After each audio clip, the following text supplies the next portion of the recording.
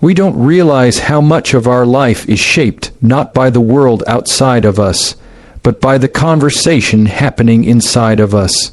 Every day, we're talking to ourselves more than we talk to anyone else. Think about that. The person you hear the most in your life isn't your boss, your partner, your parents, or your friends, it's you. And for many of us, that voice isn't kind, it isn't empowering, it isn't uplifting. It's critical, it's doubtful, it's restless. We've built a habit of narrating every little move, every single decision, with a running commentary of judgment. You're not good enough for this. You'll probably fail. What if they don't like you? It's like carrying a commentator around in your head whose only job is to make you second. Guess yourself. And the sad part is, most of us believe that voice is telling the truth. We never stop to question whether that voice actually knows what it's talking about. But here's the reality.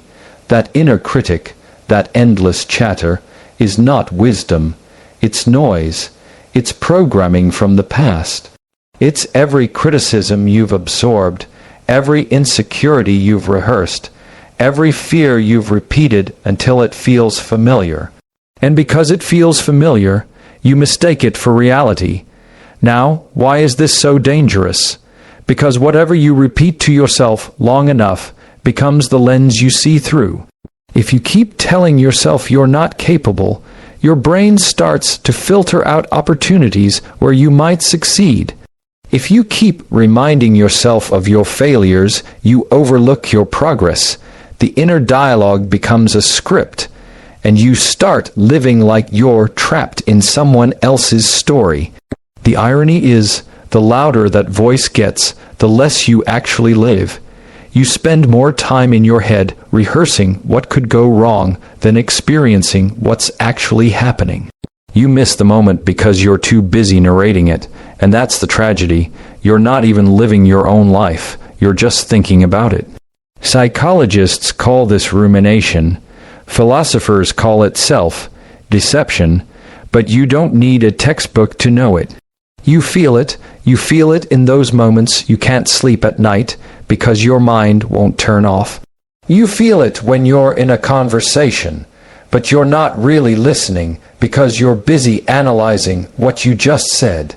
You feel it when you're about to try something new, but you've already talked yourself out of it before you even begin.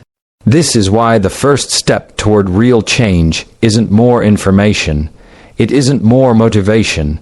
It isn't another inspirational quote. It's silence. It's interrupting that endless monologue and saying, enough, enough of the noise, enough of the commentary, enough of carrying around a critic in my own mind. The problem isn't that you don't have the talent, or the ability, or the opportunities. The problem is that you've been drowning in the noise of your own self-talk, and as long as you keep listening to that voice, you'll keep playing small, even when life is offering you more. So, what happens when you stop? What happens when you quiet the voice? You begin to see reality for what it is, not for what your fear has painted it to be. You begin to make choices from a place of clarity, not anxiety. You stop sabotaging yourself before the world even has a chance to test you. That's the shift. That's where growth begins. It's not about arguing with yourself until you win the debate. You'll never win, because the voice will always find another angle. The real freedom comes when you step out of the debate entirely. When you stop feeding the voice with your attention, it loses its power. This doesn't mean you never think, never reflect, never analyze. It means you no longer confuse that inner noise with truth. You create space, you create quiet, and in that quiet, something more powerful than self-talk appears: awareness. Presence, the ability to see yourself clearly without the distortion of fear and doubt. When you strip away the noise, you realize something simple but profound. You are not the voice in your head. You are the one who hears it. And the moment you understand that, you can finally stop living under its control. So the question I want to leave you with is this: how much of your life are you going to let that voice decide for you? Because at the end of the day, the voice only has as much power as you give it. Silence it, and you'll find out what you've been capable of all along. And the moment you stop talking to yourself, the shift begins. When you first hear the word silence, most people think it means absence, emptiness, a void. But silence is not the absence of something. Silence is the presence of something deeper. It is not weakness. It's not passivity. It's not hiding. Silence is strength. And the kind of silence I'm talking about is not simply keeping your mouth shut. It's learning to quiet the inner noise long enough to actually hear yourself. The reason most of us fear silence is because it exposes us. When the chatter stops, you're left with nothing to hide behind. That's why so many people fill their lives with distractions, endless scrolling, constant music, constant conversation.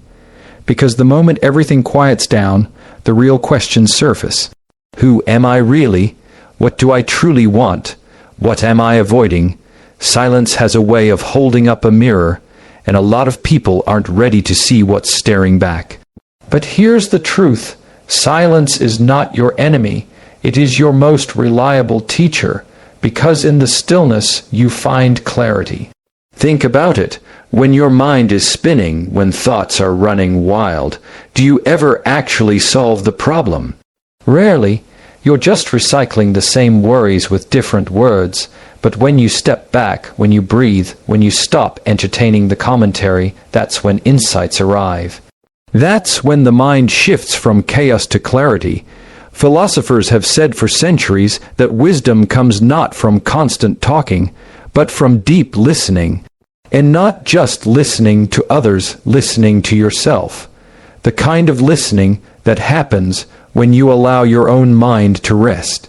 Because underneath the noise, there is always a deeper knowing. You just can't hear it when you're drowning in your own narration.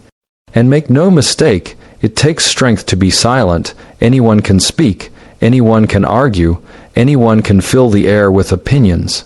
But to pause, to resist the urge to react, to stop explaining yourself, justifying yourself, or defending yourself to that critic in your head. That requires discipline. That requires power. Look at the people you respect most. They're not the loudest in the room. They're the ones who carry a kind of calm authority, a presence that doesn't need to prove itself, that comes from silence. From the ability to be still even when the world is shouting, from the ability to listen without rushing to speak, from the ability to know that your worth doesn't come from constant performance, but from the strength of your character. And here's the beautiful part: silence doesn't just change how you see yourself, it changes how you experience life. When you quiet the noise, suddenly the world becomes sharper. You notice details you overlooked. You hear the tone behind someone's words instead of just the words themselves. You feel the weight of a moment instead of rushing past it. Silence makes life more vivid, more real, more alive.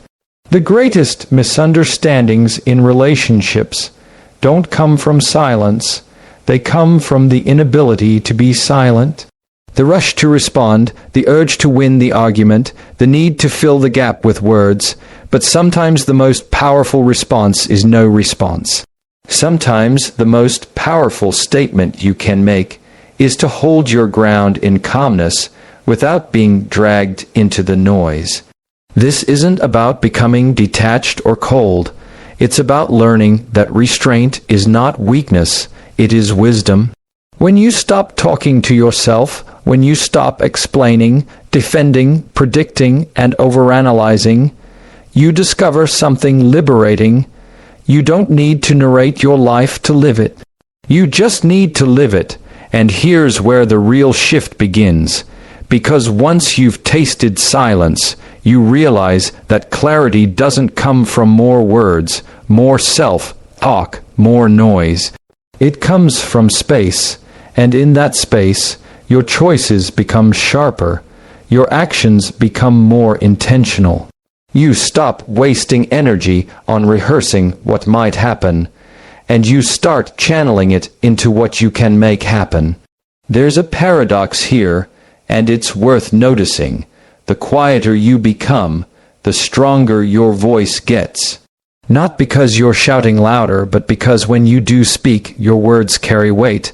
They're no longer cluttered with insecurity or overthinking. They come from a place of clarity, focus, and conviction. So I want you to think about this. What would your life look like if you embraced silence not as emptiness, but as strength? How much more energy would you have if you stopped arguing with yourself all day long?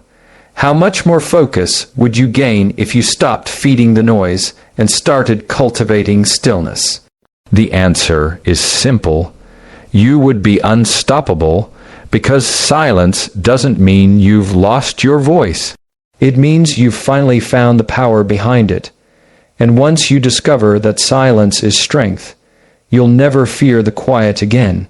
Something interesting happens when the noise quiets down. When you stop arguing with yourself, when you stop filling every gap with self-talk, you begin to notice something you probably haven't felt in a long time: presence. And presence is more than just being physically somewhere. Presence is the shift from narrating your life to actually living it. Most people don't realize how much of their life they spend absent from the very moments they're in. You've probably had this happen. You're sitting with someone, nodding along, but inside, you're not with them. You're rehearsing what you'll say next. You're judging how you sound. You're wondering what they think of you. You're half here, half somewhere else. That's not presence, that's performance. And the tragedy is, while you're busy playing the role, the actual moment, the real human connection, is slipping by unnoticed. Presence is different. Presence is when you're not divided. Your mind, your body, your attention, they're all in the same place. And the crazy part is, you don't realize how rarely that happens until you start practicing it. Most of us are either replaying the past or pre-playing the future. We're caught in a constant loop of memory and anticipation. But when you break that cycle, when you stop narrating and just step fully into the moment, life feels sharper. People feel more real, and you feel more alive. The reason presence feels so powerful is because it strips away the illusion of control. That inner voice always wants to control the outcome, control how you look, control how you're perceived. But when you're present, you stop obsessing over what you can't control and you start engaging with what you can. And suddenly, life stops being this mental chess game and becomes an experience again. Think about it. Athletes call this the zone. Artists call it flow. Philosophers call it being. Whatever you name it, the essence is the same.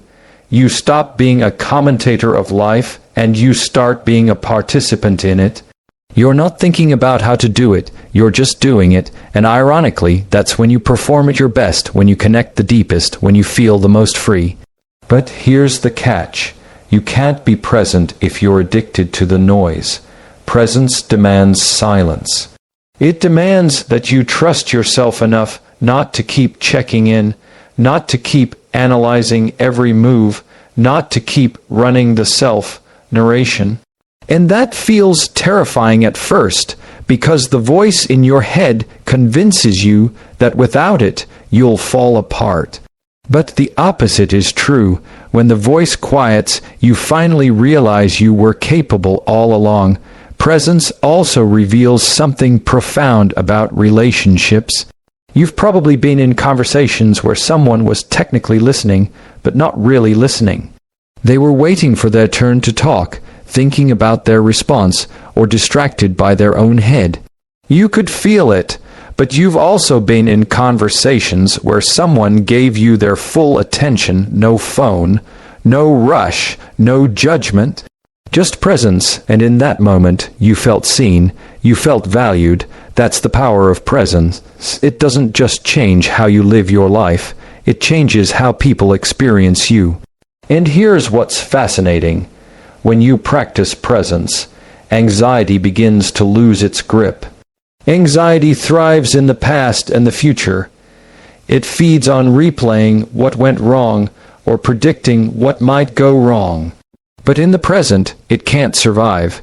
In the present, all that exists is what's in front of you, and more often than not, what's in front of you is manageable. It's not catastrophic, it's just a moment, and you're more than equipped to handle it. So the question becomes, how do you practice presence? You don't force it, you allow it. You notice when you're drifting into self-talk, into mental rehearsal, into judgment, and you gently return to what's right here. You breathe, you listen, you pay attention not as a strategy, not as a performance, but as a way of living. And the more you practice it, the more natural it becomes, because presence is not something you add to your life. It's what's left when you remove the noise. It's what's already there when you stop narrating. It's the purest version of you, unfiltered by self, doubt, and distraction. And when you start living with presence, everything shifts. Decisions become clearer. Relationships become richer. Life becomes less about surviving the constant noise in your head and more about engaging with what's real. Presence is where your true power lives. Not in the stories you tell yourself about who you are, but in the moments where you simply are. And the more you choose presence over narration, the more you realize you don't have to think your way into life. You just have to live it. So here's the challenge. The next time you catch yourself drifting, rehearsing, narrating, stop. Come back. Be here, because this moment right now is the only one you'll ever actually have. And once you start living it instead of narrating it, the shift is undeniable. The truth about transformation is this: it doesn't happen in the mind. It begins there, but it never ends there. You can